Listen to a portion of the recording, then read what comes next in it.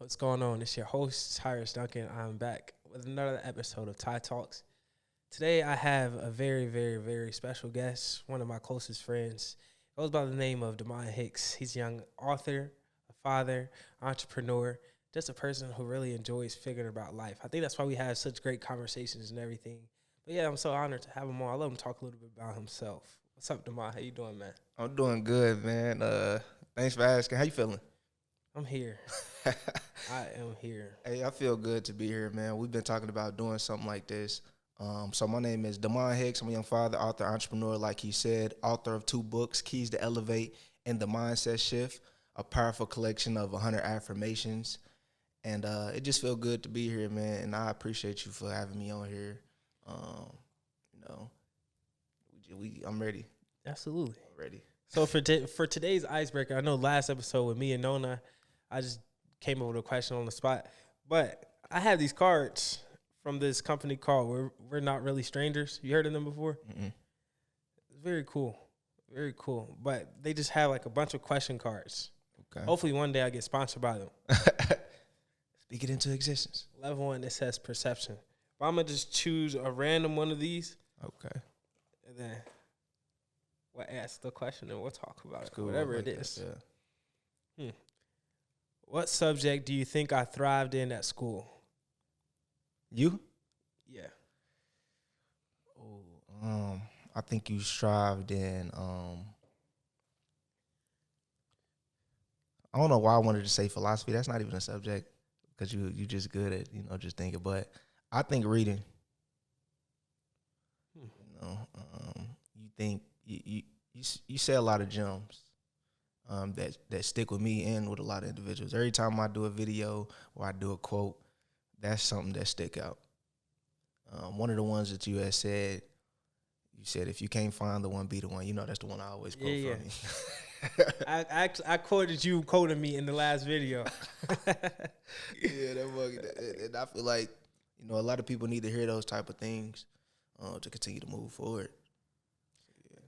Yeah. I want to say I've thrived at anything except for gym class, maybe. That was probably it. The rest of it, I don't really care to apply myself that much. Some of those students, the teachers always have those students, they be like, if only Tyrus would apply himself, he'd be a really smart kid. And I'd be like, what you're saying is I'm a really smart kid. I just don't like to listen to y'all. That's how they talk to my parents in our parent-teacher conferences and stuff. I still somehow graduated with honors and everything. I don't know how. I knew how to talk to the teachers to get by. And they'll pass me in certain things. I was also really good at history. That was easy. Because I like to learn and everything. Yeah. Surprisingly, I wasn't that great at English because I don't like to write or read. Okay. That question that he asked, I want y'all to comment that. What y'all think? Answer that for me. I got to answer it for you, too. Okay.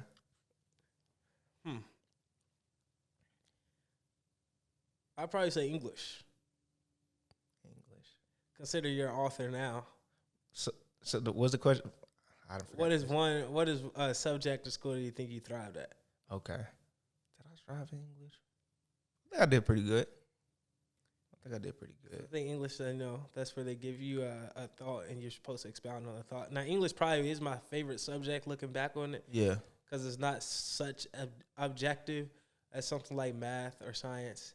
It's much more fluid. So we have a lot of fluidity when it comes to English. Okay. Yeah, I think you're right. That was something that I did strive in. They're pretty good. Did you ever see yourself becoming an author? No. Nah, not until I think like 2020. And that was because I didn't really take books serious until I took books serious. The first book I read was a Napoleon Hill book, Law of Success. And it was actually a book that I took from my mother. She got a bookcase. Any book you think of, spirituality, got to do with finances, she got. And if she don't got it, she getting it today. Literally. She gonna call the bookstore and order it. And so that was a journey of becoming an author. I read, I think it was the year 2021. I read 30 books, a mixture of audio books and physical. I think it was like 5 physical books and the rest was audio. I worked at a job working 12-hour shifts, so I could do nothing but listen to books. And so hearing those opinions and hearing those philosophies made me realize that we all got our own philosophies now. Everybody ain't gonna write a book, but I feel like I could write a book after hearing different philosophies. You think it's important for authors to tell their stories? Absolutely, in their own way. In their own way. And I think that's what makes your story unique, or how you write unique, because it's your formula of how you write. And I think that's what I hate about English so much, English class. Now I know, like looking back on it, they're really looking at the structure of how we wrote instead of the actual Creativity. substance all the time. But they was like making sure you knew how to write in an understandable way. Yeah. But what I liked about it was the point of being able to say what's on your mind. Yeah. And I think that's the power of writing. And a lot of times we don't really know how to think. But if we sit down and start to write something out, it starts to unravel itself. Oh, definitely. That was my cheat code. I think when I write now, I just write from a place of right now. So I wrote a couple of things, and it wasn't even big things. And you read a couple, A Reason to Keep Going. Both of them, yeah. What was it? Love Your. I forget what the other one's called, but the other one's really good. I wish I could remember it, but I wrote those and I added it to this newsletter thing where people that I don't know got to comment on it, and their responses have been beautiful. So I think if people just write what's on their heart and not write what they think people would like, they get to their destination if they want to be a writer. And I feel like that's for anything. Mm-hmm. It don't have to be the same. If a person created a podcast and they wanted to make all their episodes 5 minutes, who said you can't do it? That's what I love so much about being a creative. It's like nobody get to tell you how to create or what to create, because you the creator, you the founder, you know what I mean? Mm-hmm. And if you don't like something, it's up to you to be like, I don't like this, I ain't doing like that. Yep. And I think so many times we like to look for the opinions of others when it comes to something that we create ourselves, and be unhappy when it don't turn out how we wanted it. Mm-hmm. But it's like you look to somebody else to tell you how to do something that you want to do. Of course you're going to be mad because you went to somebody else to get their opinion on how to do something that you wanted to do. Yep. That's why when I create, I kind of create first.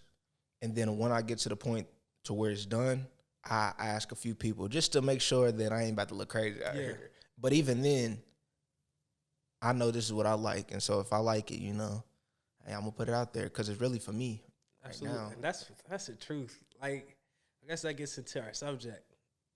A lot of my content that I make is, I guess you can call it highly inspirational. Yeah. For the most part, very positive. Definitely positive, yeah. Definitely trying to get people to continue or to keep going. I think it's also thought-provoking. Yeah. A lot of things that you have. Yeah, and it comes from me because it's for me. Yeah. I often say, God speak through me, I learn from myself. Mm. And when you're a vessel for God, sometimes he going to use you in ways that you don't even know that you're ready to be used in. Mm-hmm. So it's like God will start speaking through you, and you be like, dang, I needed that. Man, that's not even for everybody, I guess, but it's definitely for me. Yeah, that's why I be telling people, you're more important than you think you are. Absolutely. As long as you're getting that one person, and that one person, like you always say, it could be just you. It may just be for you. Yeah.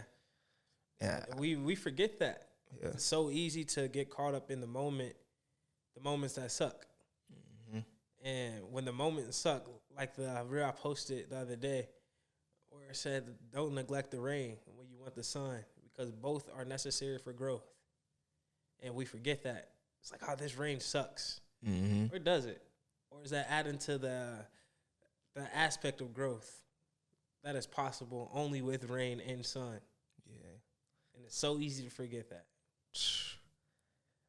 Man, that's true, because that made me think about all the things that I asked for and I'm not getting right now, but I appreciate it in the time that I got it, because I wouldn't have probably been able to even receive it in a way that I did or be ready for that blessing, whatever it is that I got. Will you ever be ready? That's the thing, because me, we talk all the time. Sometimes I'll just be like, I don't want to do none of this. Forget it. Yeah, and I think you just got to do that. And that's the thing about procrastination. People do wait for that perfect time. And there's literally no perfect time other than now. Like, you can study, podcasting, you can study writing books, you can ask all the questions on whatever it is that you're trying to learn. But the best way to learn is actually doing it, experiencing it for yourself. Do you ask yourself that question a lot? Like, what's the point? Why should I continue? I do. And I wonder if what I'm doing Matters. yeah, or am I having real progression? Or does it just look like progression to me? Because you could paint a beautiful picture on social media, and it can look like your progression. And maybe you are, but maybe you're not. Because I've been seeing a lot of people doing the same thing for many years. Mm-hmm. And it looked like they progression, but they're not. They progressing, but they're not. Yeah, and I think that's where that question that I wrestle with so many times. What's the point? So let me ask you, how do you know when you're progressing?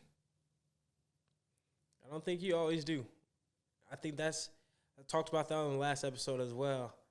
It's like you're always progressing because life is a journey anyways. Mm.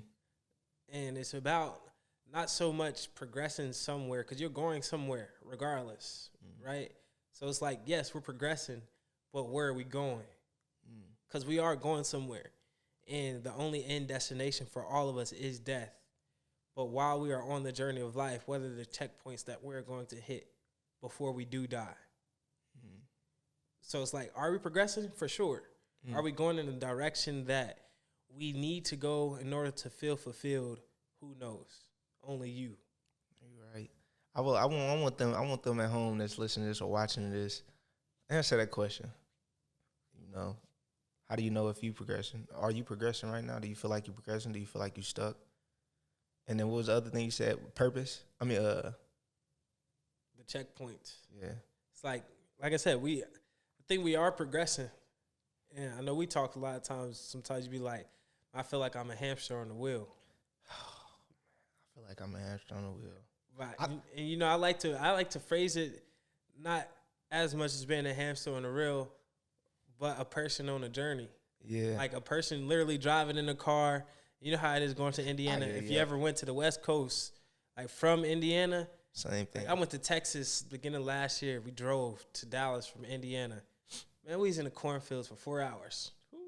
And everything looked the same. And everything looked the same.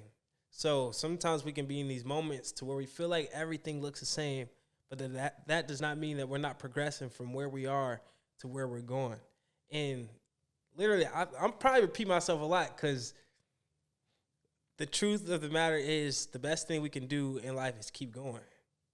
If you ever wanted to get anywhere, have something set in your mind and just keep going because you are progressing, period. Now, where are you going? That's up to you.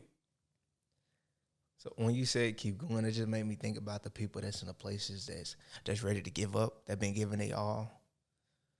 Keep going anyways. Yeah, and it's funny while you were saying, I was thinking about why I felt that way. And to be honest, I feel like everybody felt this way. That social media play a big part in it. It play a big part. Because sometimes you feel like you're supposed to be further than where you're at because you know the work that you're putting in. It's tough, man. I ain't gonna lie. I feel that way a lot. I feel that way now, probably. To where it's like, you ever seen the movie Soul? You ever saw Soul? Is that the? Explain. That's the Disney. It's a Disney movie with Jamie Foxx. Okay. It came out on Christmas 2 years ago. Okay. 2 or 3 years ago. I know what you're talking about, but I haven't seen it. Yeah. So the people who haven't seen it, it's a great Pixar movie about a man who wanted to play in a jazz band, and while he wanted to play in the jazz band, he was a music teacher. Like on that journey of him wanting to be a great jazz musician, he's just a music teacher. And in his head, he's like, I'm supposed to be the face of a jazz band or this high musician. And on the day he finally got the opportunity to play for a jazz band, he died. What? Like he fell. They were living in New York, so he's walking through the streets of New York, and then he fell down this sewer line or whatever. His soul literally left his body. He ended up in what they call the great beyond, which essentially is, in that term, the place you go before you get to heaven. And he had a chance to look back or to still have in mind like that day. He's like, I can't be dead. This is supposed to be the day. Or I can't be dead. This is supposed to be the day of my life. but he was dead. So the whole movie is about him trying to get back to his body, and eventually he gets back to his body, and he gets to play with the band that he wanted so bad to play with. And after he played with them, he's like, "This is supposed to feel different." He's like he finished playing, and the leader, she was a saxophonist, Dorothea Williams, I think was her name. Yeah. But they finished, and they were sitting outside of the club, and he's like, "Isn't this supposed to be finished, or something different? What's next?" And she was like, "We come back tomorrow, we do it all over again." And I think that, like I said, we missed page 36 with the thought of finishing the book without understanding you have to finish 36, 37, 38 to even complete the book. It's funny. It's the journey. It's the journey. It's so hard sometimes to appreciate the journey because you're so focused on instead of right now. Destination. And what he figured out in the movie, because he also had another important part of the movie. There is a soul called Soul 22. And basically, it's a really great movie. You got to watch it. But throughout the movie, they partner a soul who hasn't been to Earth with somebody else who has, like somebody who has died before they go to the great beyond, so they can help them find their spark or their passion or wherever it is before they come to Earth. So they partner him, or he took somebody else's identity because he's like, I gotta get back to Earth so I can fulfill my like earthly journey, my earthly whatever it is that he wanted to do. Yeah. So they partnered them together, like I said, he stole somebody else's identity and they got partnered together somehow. She was Soul 22 because she was the 22nd soul that was supposed to go to Earth, but nobody was able to help her find her spark. But when she was with him, she went into his body and he went into the body of a cat. So the whole movie, it's like she was in his body, he was in the body of a cat, and she was experiencing life for the first time on Earth through his body because she's never been to Earth or anything. And through that, she learned that her spark was just to live and to like appreciate the small things. So she reminded him. It was such a beautiful scene at the end of the movie. Like after he played in the band, he went home and sat on his piano, and he took out of his pocket a bunch of stuff that she had picked up, just as somebody who has come to Earth for the first time, to experience eating food for the first time, to see leaves fall from trees for the first time, to listen to the laughter of a baby for the first time, just small things like that we often overlook. And it's like, what's the point of life? To experience those things. It's like experience the wind go through our hair as we walk outside, to hear the laughter of the people that we love. Yeah, we lose track of that. We lose track of it. Ooh, I just remember while you were saying that last year, I was talking about I'm gonna create more happy moments, and I've already lost track of what my goal was for this year. And it's only February, and that's so prevalent in so many different people. How we lose track of essentially time, because it's like we have all these goals. Next, we look up and we 28. Do you think it's because we have so many distractions, easy distractions? Partially, yeah. A lot of time to waste, a lot of things that we just, distract ourselves from, Yeah, because it's easy to become distracted. And it's hard to maintain focus. So let me ask you, what do you do to focus on the beautiful small things? I'm terrible at it. Okay. I'm absolutely terrible at it. I'm not. So you just went on a trip yesterday. Did you get the chance to live in a moment? Yeah. There are moments while I'm in the moment that I remind myself to live in the moment. Yeah, same. But on the overall aspect, I'm terrible at it. My mind is constantly moving. Mine's too. And I don't really know how to slow it down to try to separate the thoughts, which essentially I guess is part of the reason why I started going to therapy. It's like you are said to being a person who studied the mind and studied human behaviors, help me figure this out. Yeah, yeah. I don't know how much is actually helping. Like it really is. It's no different than me talking to you, Yeah. or talking to my dad, or somebody else who understands how I talk. What do they responses be? Or her, him, whoever it is. That's pretty interesting. Oh 'Cause- wow, that was beautifully explained. That's what she said? That's what they say? Yeah, Wow. and I mean, don't get me wrong. I like talking to the guy. It's cool. Like I said, it's no different than me talking to you or something.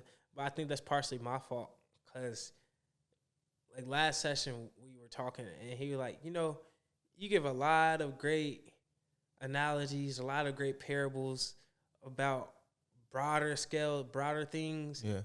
But you don't really get very specific when it comes to you. Do you scare you? Dang, huh? Do I scare myself? Not really. Me and myself have a really, very, very interesting relationship. It's very interesting. Like, you know how it is to be your own biggest fan, but also your own biggest critic.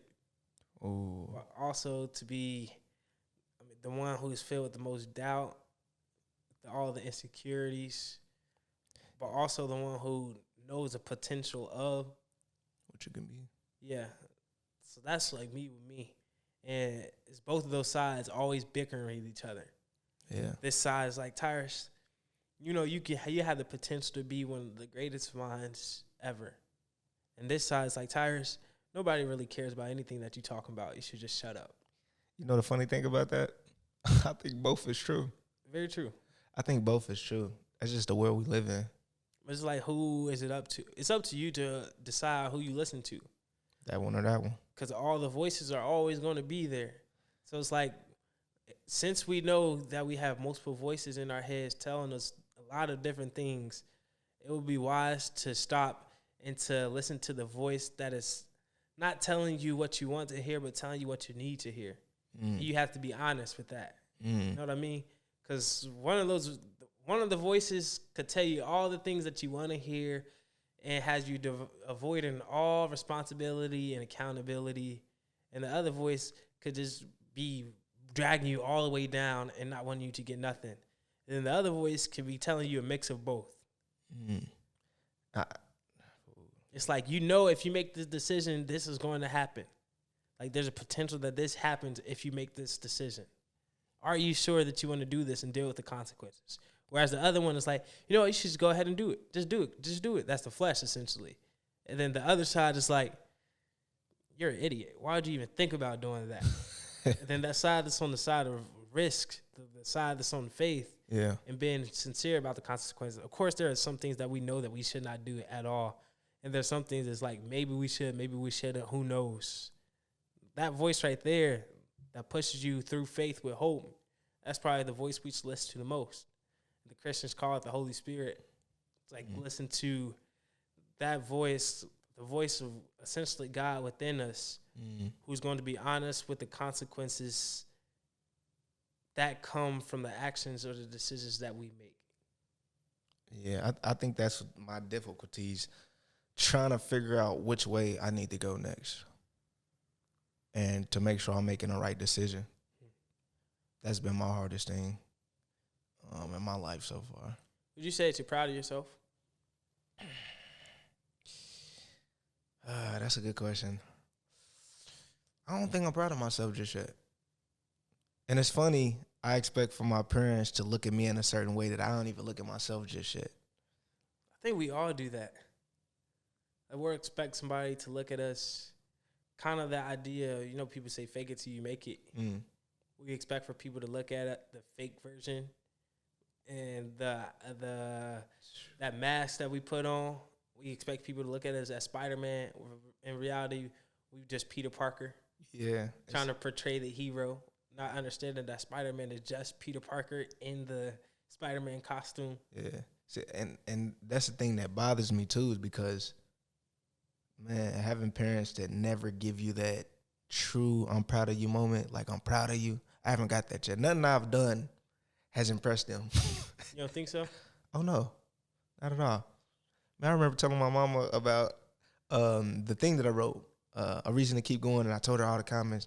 She said, "You ain't special." They probably said the same thing underneath everybody else. That broke my heart. That broke my heart. But I mean, yeah, no, I don't think so. And I think primary the reason is because I don't got the money to show just yet. But it's like once I get it, it's gonna be like I don't even want the praise anymore. You know, I fought through that. You know, I was able to give that to myself. I mean, money is definitely a great sign. Yeah, But it's not everything, because a lot of people get a lot of money in a lot of fake ways.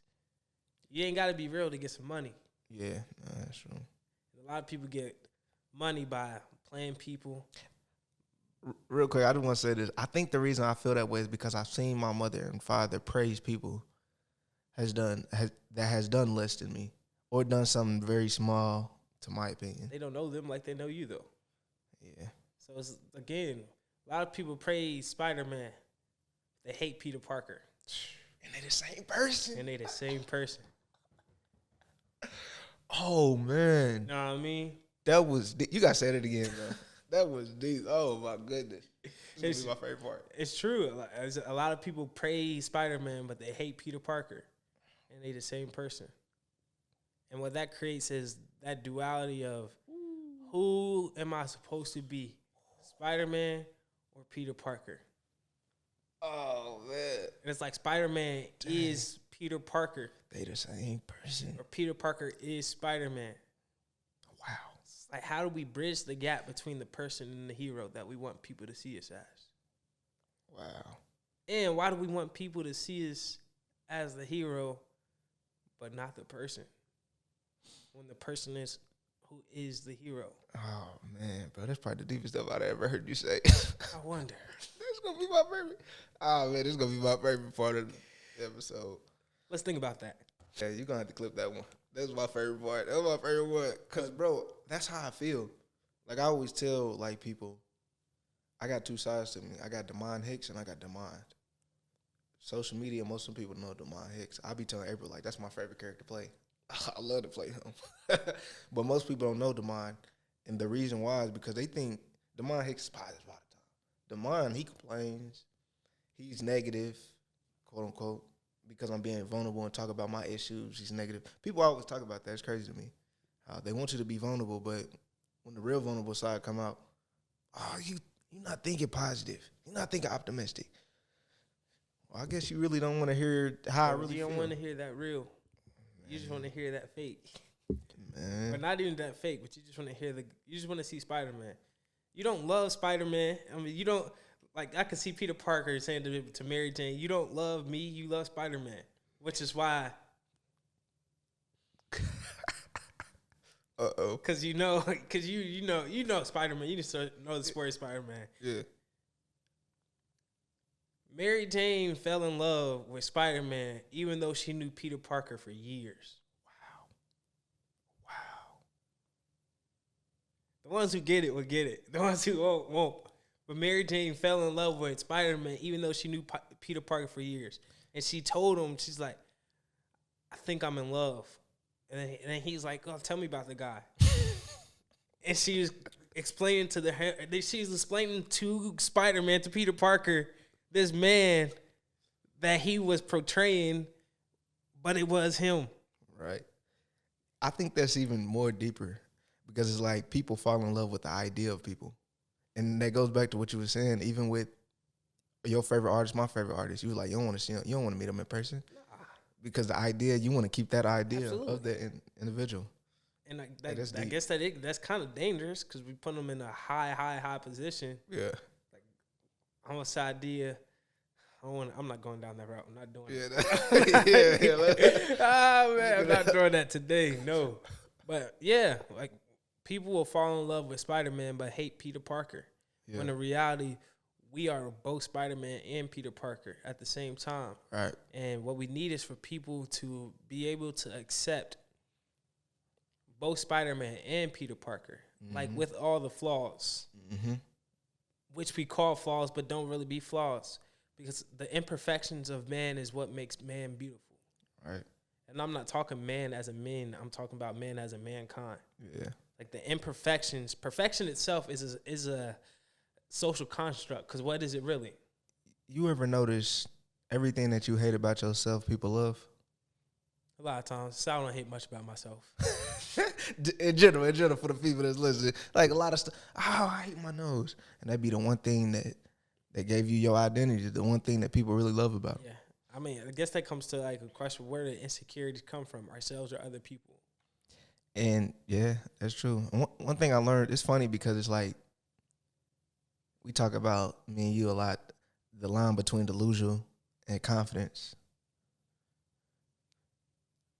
And I guess that's perspective of the individual, right? Yeah, delusion and the thin line between delusion and faith. It's like, what is that thing? What is? Yeah. It's up to you, I guess. But I've learned the thin line between delusion and faith is delusion is objectively not happening. Like it's objectively not going to happen at all. It's a wrap. Faith means that there may be an opportunity. Some people be delusional for real. Like if you jump off a building and say I'm gonna fly, it's not happening. You're delusional. Do you think? I heard what you said, but do you think you have to be delusional to an extent for a person to have higher goals and dreams? Because it's not something that you can physically see just yet. Nope. I think that's faith. Imagine I think we've watered down the idea of faith. Mm. Like faith. Churches be saying, our pastors say all the time. Where the Bible said, faith can move mountains. Yeah. We ain't moving no mountain for real. Right. But a mountain as far as achieving the highest goal that is set. The mountain that's in the way of you in that goal that you want to get to. That mountain right there, yeah. Yeah. And that's not delusion, that's faith. Yeah. But people have taught us how to water down ourselves to make us believe that it's not even close to being possible when it truly is. So and there's no delusion attached to it. It's just faith. So how do you know what's possible without trying, right? You don't know what's possible without trying. If you was telling somebody, I'm going to fly you here to here in the 1980s or 1950s, they'll look at you like, you're crazy. It's not happening. Thanks for your advice or your thought or your opinion. But your thought and opinion does not constitute my reality. The only thing that constitutes my reality is the work that I put in, period. And I think too many people let other people's ideas or opinions stop them from putting in the work that they need to put in to get to where they want to get to. Like you have an idea or something, and someone be like, that's not happening. You're delusional. Or do I just have faith? Talk to them. You know what I mean? Because people they'll try to sun you like that. Yeah. You're delusional. You know how people like to project something that they fears and everything. Yep. I learned that. It's something that they it's just a don't domino effect. Yeah. Most of the time, it's somebody else who told them that it wasn't going to happen, so they didn't believe, so now they telling somebody else. All until it takes somebody to be like, you're not about to sun me no more. Yep. Like, you can't tell me what I'm not able to do because you're not the one doing it. And if you think that you can control me, you lost your mind. And that's just a great conversation just in general for people that's striving towards anything. It's always the person that ain't doing what you're doing that got most to say about what you're doing. Absolutely. I heard people say that all the time. It's like the people who are doing more than you don't got time to think about what you're doing. But the people doing less than you, they be the first ones. Always got to point out all the problems. I be saying all the time, like, if you want to point out a problem in anything that I'm doing, please come and provide a solution as well. Other than that, shut up. I'm for real. Because people, we got a whole lot of critics. It's a whole lot of food critics who can't cook.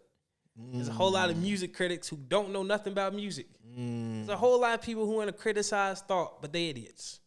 So if you want to criticize my thought, make sure you got something to say that makes sense. If you tell me I'm wrong, tell me how to be right so I can be right. Talk to him. Other than that, again, shut up. And I mean that. You just wasted your breath. Nah, absolutely. And we got to start. We need to start telling people to shut up again. Not in a rude way, but like respectfully. If you want to come to me and point out any problem that you see with anything that I'm doing, please have a solution. Or else, I mean, if you don't have the solution, help me come up with a solution for the problem. Yeah. You know what I mean? I have no problem with people saying, I don't know if that's right. What about we try this? Other than people just be like, that's terrible. Yeah, I like that. Because who are you? I think that's what stops people from trying to achieve their goals or whatever it is that's stopping them from getting what they doing. Most people that procrastinate, I got a lot of those people. Oh, it's terrible. And that I ain't. You got to be brave to put your stuff out there and receive that. Yeah. I mean, because people are, I don't think people try to be rude, but sometimes we come across as rude. You know what I mean? It's like, because you trying to tell me about me, and how you going to tell me about me and you ain't me? And people will do that. They'll try to paint a perfect picture of how you look, and they don't even really know how you look. I'm talking about like in here. Yeah. Because you only know what I show you. And you going to try to tell me how I am, but you don't even know me for real? Stop playing with me. And I go back to like the last conversation I had last week with Nona. Yeah. It's like the power of just encouraging each other. Yeah. And pushing people to the limit farther themselves. It's like if somebody tell me they want to, you brought up the idea of someone talking about they's going to fly someone from here to here. I would love it. I would love to see it. You know what I mean? Like, please show me. Yeah. Prove me wrong. Prove yourself right. Yeah. Not prove me wrong, but I would love to see it. Right. Because that sounds awesome. Yeah. And we have too many people who will be like, that's impossible. Just because they ain't seen it done. Everybody think that's something crazy until someone do it. Yep. And I think they don't believe it because they don't believe they can do it. That'd be a lot. That'd be a lot of the people that they haven't seen it been done. Again, because it's that domino effect. Somebody told them that they can't do something, so they don't believe that they can. And we know how powerful belief is. Yeah. Like, you can't get anywhere if you don't believe that you can get there. Right. That's why I applaud all the people that's striving towards something with all the noise that they hear, with all the disbeliefs. And I think that's what keep me going, because I don't want to be the person that's striving towards my goals and never accomplish it. Nah, you're going to see what I've been telling you all these years. Like, you're going to be able to finally see. I've been telling you what picture I've been painting. Man. You've been faced that way. I've been telling you how beautiful this is. And when you turn around, you gonna only turn around. It's funny how they only turn around when everybody else telling them how beautiful the picture is. Right. It's so easy to give up. I wonder how many artists have unfinished paintings that they just thought wasn't good enough. Or how many artists have unfinished songs that they didn't think the people needed to hear. But it goes to the point where we have to learn that the things that we do are not only for ourselves, but for everybody else as well.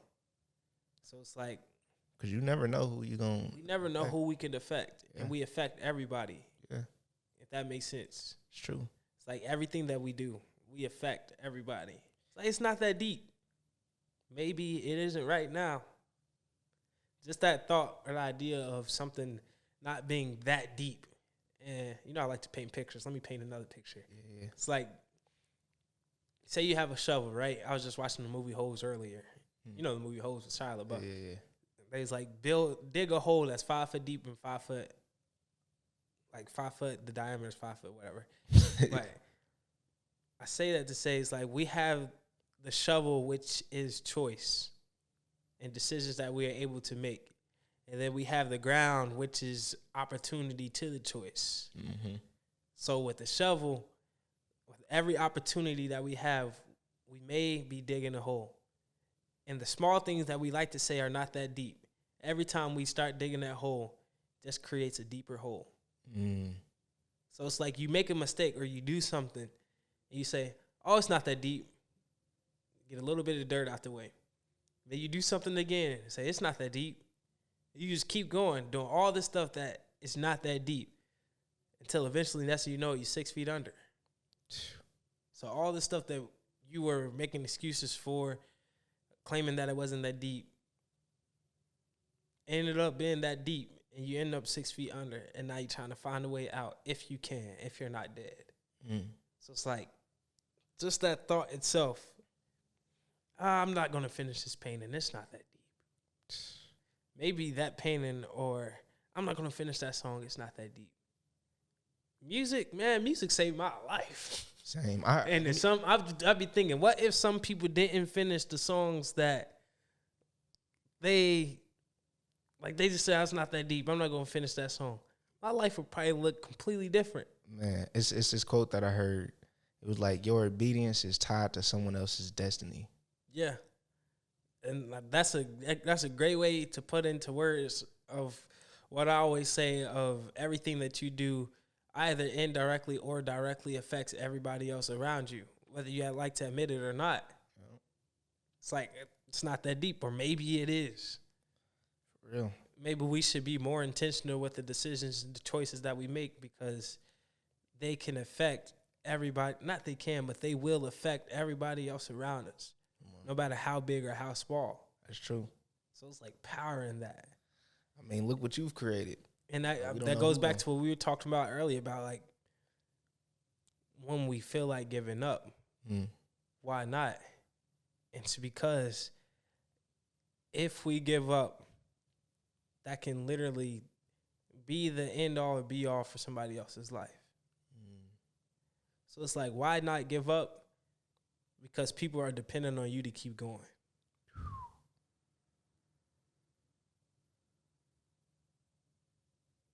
That was God speaking to me, through me. I liked that. I needed that too. I liked that. It's like, why not give up? Because people are dependent on you to keep going. No matter how big or how small you think it may be, people literally are dependent on you to be who you are capable of being. And when you become who you are capable of being, that only pushes you to be more capable of being something else. So it's like, why not give up? Because we need each other to be who we are capable of being. It's like that thing that we feel burning inside of us, that calling that we know is there, that is so strong that we can try to ignore, like Jonah. It's just so loud, the voice that is so loud saying, hey, you should do this. The good voice. Because I think that most people have that calling that they have inside them that they may try to ignore or try to bury. The spark, essentially, from the movie Soul. We all have that spark that we know that we're supposed to be following. And a lot of people, it's not that deep, all the way down to 6 feet, to where it's hard for them to see it again. Or anyways.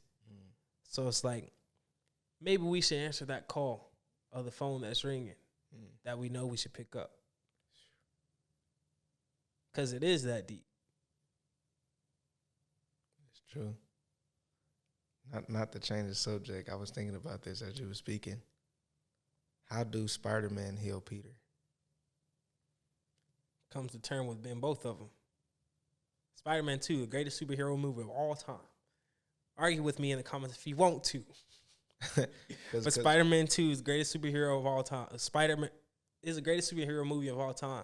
Because, you know, Spider-Man 2, the Tobey Maguire one, he basically said, forget this. I'm not being Spider-Man no more. I don't want to do it. Took off his costume, literally threw it in the trash. Because that battle between Ben Peter and Spider-Man was too much. It was too much. You're fighting two different demons. He was like, do I want to be Peter? Am I able to be there for my friends, to be there for Harry, for be there for Mary Jane, Aunt May, to be the student that I need to be at college? Because both of these people are very important. Or do I want to keep being Spider-Man and saving the world, saving the people who are in desperate need? Which one do I choose? And we have that choice. I got that choice. You got that choice. Do I want to keep putting the mask on and being Spider-Man, or would I rather be Peter? He came to terms with understanding when he tried to throw away the Spider-Man costume and just be Peter, that calling was still there. So, like, run away from your purpose if you want to, Jonah. You going crazy. Run away from your purpose if you want to, Damon. Run away from your purpose if you want to, Tyrus. But those calls are still going to come. Come on. You still going to hear the phone ring, no matter how much you try to ignore it. So there's like a scene in there where after he threw away the Spider-Man costume, he started losing his powers. He had to put his glasses back on. Yeah. He couldn't shoot webs no more. But he still had that innate feeling inside of him like, I'm still supposed to be Spider-Man. Yeah. So it's a scene where he ran into a burning building to save a child. because that's what Spider-Man would do. It's not what Peter would do. That's what Spider-Man would do. And he was chosen by that spider in the first one that bit him, who made him Spider. He was chosen. So now it's his more responsibility to fulfill his position of being Spider-Man. So he tried to run in there and save the child. And he saved the child, of course, but he almost died. Like, he was choking. But then that woke him up to that idea, like, man, I need to be Spider-Man. Like, I'm Spider-Man, and I have to continue being him. I just have to learn how to find that balance. Yep. It's like, no matter how much you try to run away from the position that you were chosen to be in, you're going to still get called to do it because you was chosen, Jonah. And Jonah tried to run away from God sending him to Nineveh, right? Yeah. Caused a whole storm. And get this, remember what I said about what you do directly or indirectly affects everybody else around you, right? When Jonah tried to run away from Nineveh and he got on the boat with the rest of the people who are going far, far away from Nineveh, what that did was create a storm on that boat because Jonah was trying to run away from the purpose that God called him to. So when he tried to run away from the purpose that God called him to, not only did that cause a storm for him, but it caused a storm for everybody else that was on that boat with him. Don't let that go over your head. And the only way for them to get the storm to go to pass, to pass over, was by getting Jonah to get back on his purpose. So they literally had to throw Jonah off of the ship after they was like, I don't know what's going on. Jonah said, I do. This is my fault. Y'all gonna have to throw me overboard. Get me off of here. This is my fault. So imagine y'all life having chaos only because you not doing what your purpose is. And not just that. It's not only creating chaos to you, but it's creating chaos to everybody else around you as well because you're not doing what you was called to do. So it's like you want to stop the storm from forming, or not stop the storm from forming because the storm will form regardless. But you want to stop the storm from getting farther than where it is. Stop running away from Nineveh, although you don't want to go there. Because God called you to go to Nineveh. If God called you to go to Nineveh, you know what that means? You got to get to Nineveh, even if you don't want to. And the deeper level of that is once they threw him off because he's ready to die, y'all might as well throw me overboard because I'm not going to Nineveh. Just kill me. God still made a way for him to get to Nineveh when it put him in that belly of the well. So it's like, and you know, I like to speak of the belly well as the feeling of depression, right? Of being in a dark, dark place to where, you know, when you're depressed, and I don't know how many people have actually been like actually down like that. Yeah. But that's exactly what depression feels like in the belly of a well. You know you alive, but you don't really feel like you can see. Everything feels dark. And although you can feel like you're moving, it don't feel like you're moving. So when he was in the belly of the well, I'm sure he ain't feel like he was moving, but he was definitely moving. Yeah. And not only was he moving, but the way that God worked, you can be in depression and he can still have you moving to exactly to where you need to go to fulfill the calling that he called on your life. So it's like I have to remind myself that even in those moments where I feel extremely low, when I feel like I'm in the belly of the well, I just tell myself, the belly of the well that I'm in is still getting me to where God has called me to go. You know what I mean? I like that. It's like, although I feel like I'm low, although I feel like I ain't got no hope, I can't see, I'm blind. 3 days, 3 nights. It was a long time for that brother to be in the belly of a well. And for me, it's felt like longer than 3 days and 3 nights where I feel like I was in the belly of the well. And sometimes I see a glimpses of sunlight. That belly of the well come right back sometimes. But I have to remind myself, although I may be in the belly of the well, I'm going to fulfill the calling that God has set upon my life, even if I don't want to, because God going to get what he want to get done, period. Hey, you doing crazy. Wow. Life is something else, man. I hope nothing you said. I hope so many people can receive what you said today, bro. There's so many people that need to hear that. The ones who get it, get it. And the ones who don't, won't. Remember what I say, do it for the one. Wow. Just have to let that breathe. That's all I got, man. Hey, you didn't drop some gems, man. I'm excited for the people to hear that because, again, we in a world where some people just need to hear that truth, and they need to hear them analogies, and they need to hear it broke down just like that. You know, because a lot of people are battling the two, including myself, and a lot of us, it's hard for us to continue to move forward because we do be in them dark places, and we only see a glimpse of light, and we don't know which way to go. But to continue having that faith that God is getting us in that correct direction. It's that faith that you said. Yeah. It's like when you're in that dark place, the best thing to do is to keep going. Because there are times where you be in a dark place, right? And be like, when is this storm going to pass? Eventually. And maybe the best way for the storm to pass is for you to keep going. You know, I just thought about, a hamster. It's just going. But what happens when you change the hamster environment and it's not on that wheel anymore? See where I'm going with it? So it's like maybe if you feel like you're going with no progress, you need to change your environment. Wow. You know who has the power to change the environment? Only you.